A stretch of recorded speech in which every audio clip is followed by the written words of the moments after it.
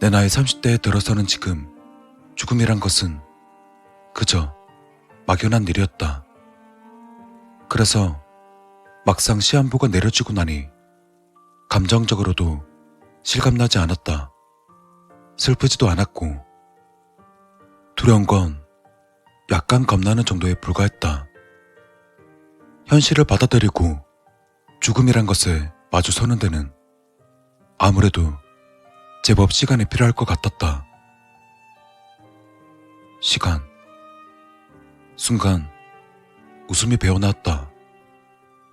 이제 살 날이 얼마 남지 않은 나에게 필요한 게 시간이라.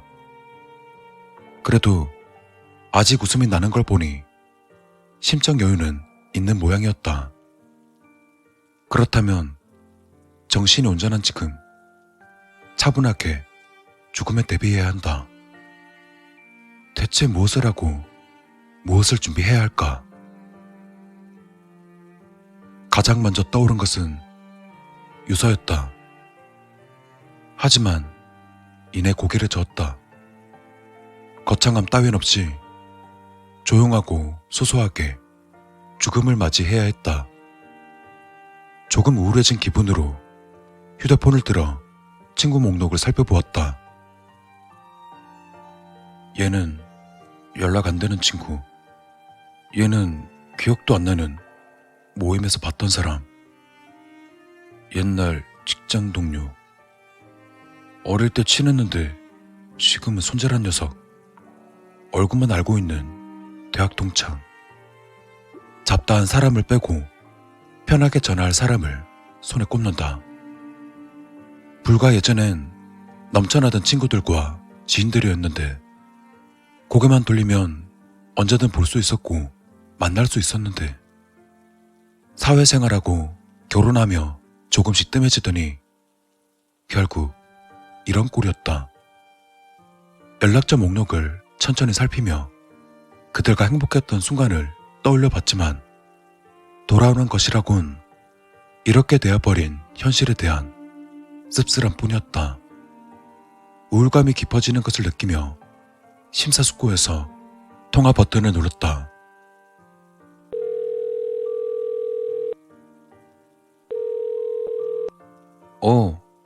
나야. 그래, 오랜만이지? 그냥 안부자 전화했지 뭐. 그래, 그때 내 결혼식 때 잠깐 보고 나서 그 뒤로 못 봤잖아. 요새 잘 지냈지? 나야 뭐 그렇지. 아니야, 그런 건 아니고 그냥 궁금해서. 아니라니까. 뭐 꼭 용건이 있어야 전화하냐? 다음에 밥 한번 먹자. 이번엔 내가 사야지.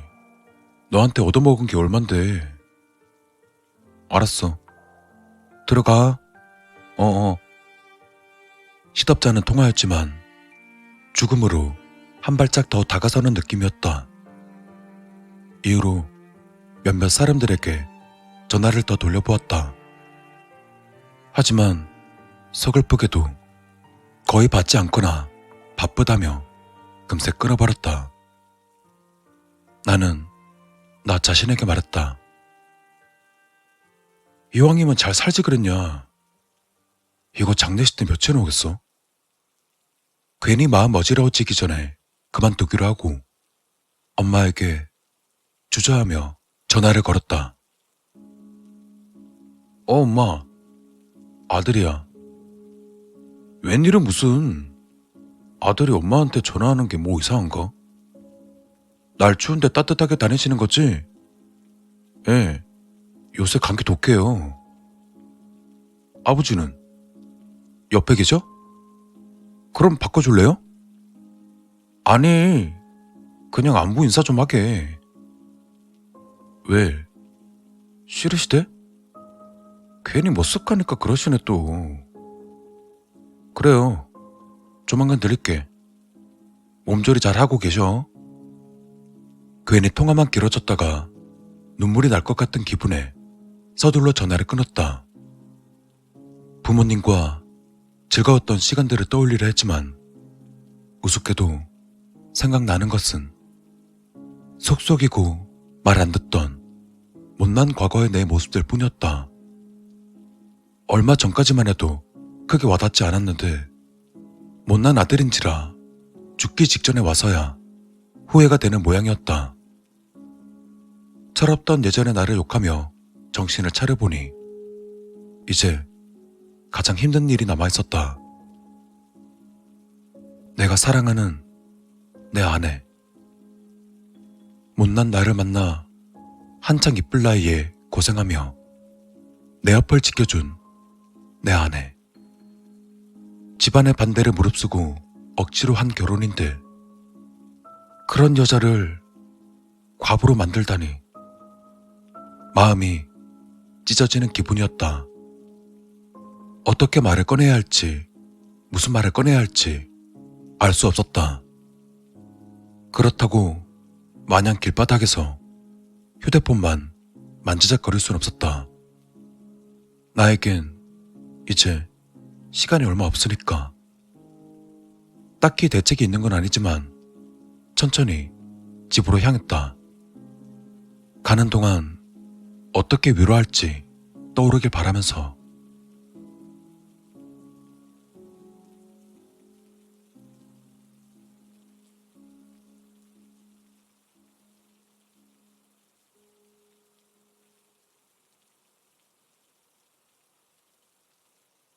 당신 왔어?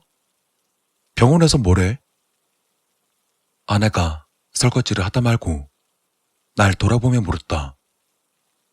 화장기 없는 얼굴에 늘어난 티셔츠와 해진 추리닝.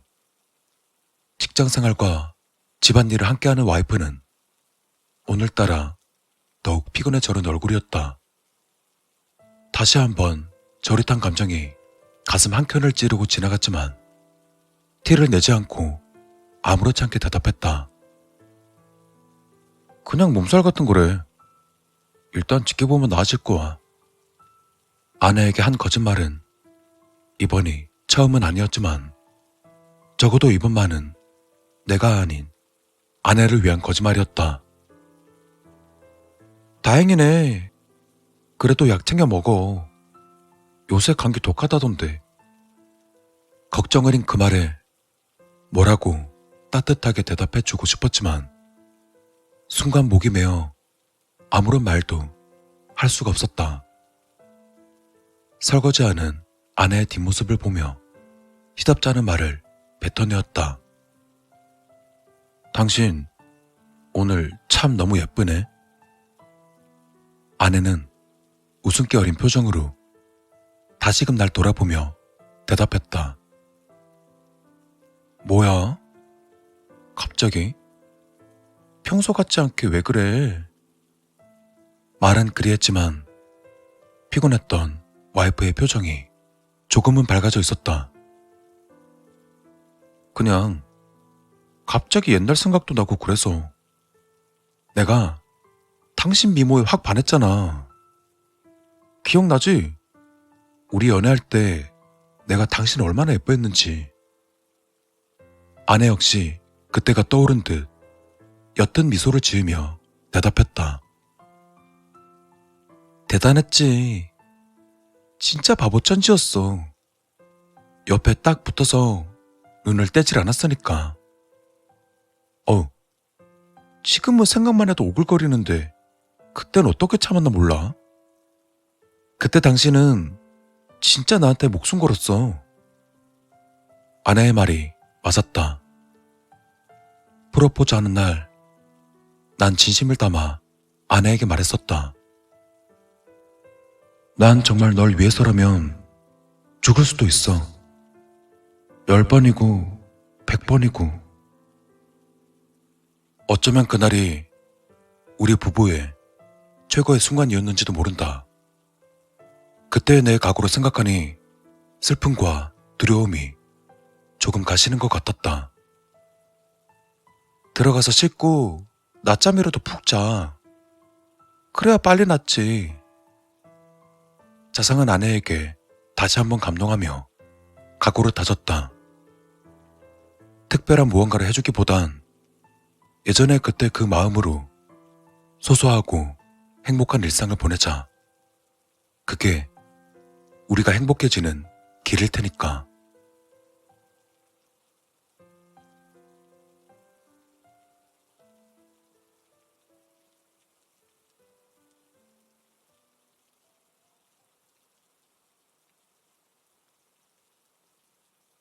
한 달이 지났다. 아무렇지 않은 척 부모님도 찾아뵈었고 아내와도 평범하고 좋은 시간을 보내고 나니 마음이 한결 가벼워진 상태였다. 이대로 평생 평화롭게 살고 싶었지만 그래도 현실을 직시해야 했다. 나 병원 좀 다녀올게. 아내는 소파에 앉아있다가 걱정스레 대답했다. 왜? 또 감기 기운 있어? 그렇게 심한 건 아니고 주사나 맞고 오려고. 같이 갈까? 아니야. 모처럼 쉬는 날이니까 푹 쉬고 있어. 금방 갔다 올게. 난 아내의 얼굴을 찬찬히 살피며 머릿속에 집어넣으려 참으로 애썼다. 그리곤 천천히 마지막이 될지도 모르는 길을 나섰다.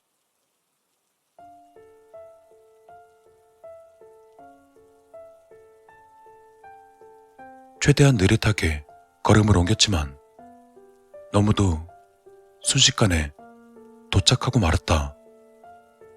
엘리베이터 대신 계단을 선택했다.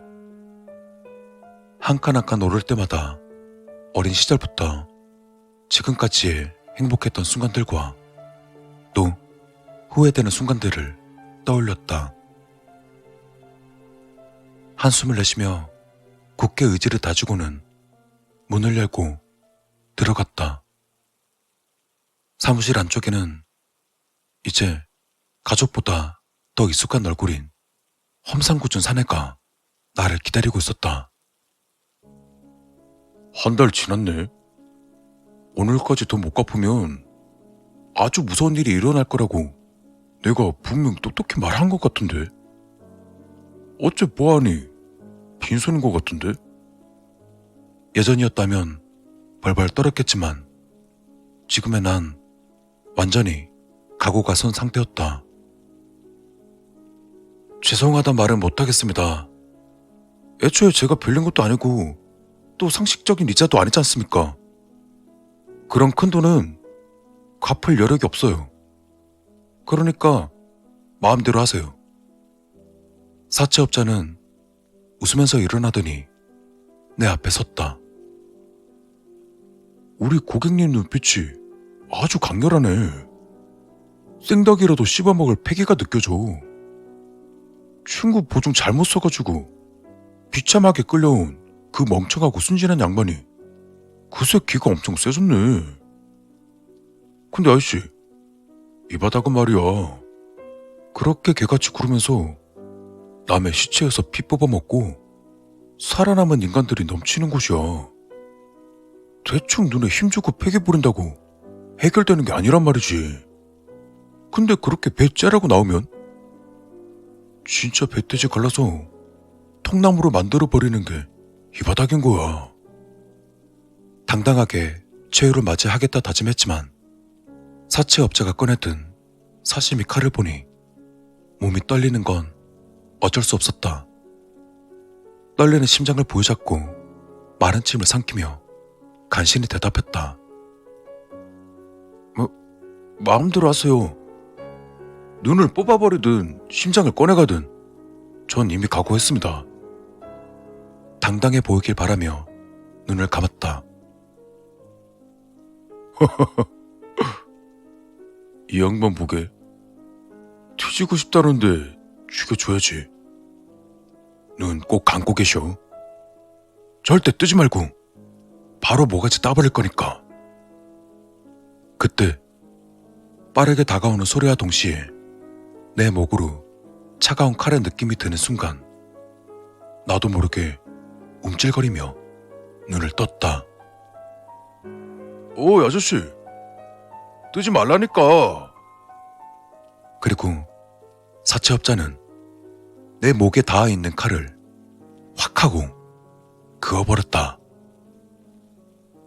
난 거친 비명과 함께 그대로 주저앉으며 목을 감싸 쥐었지만 무슨 일인지 피도 통증도 느껴지지 않았다.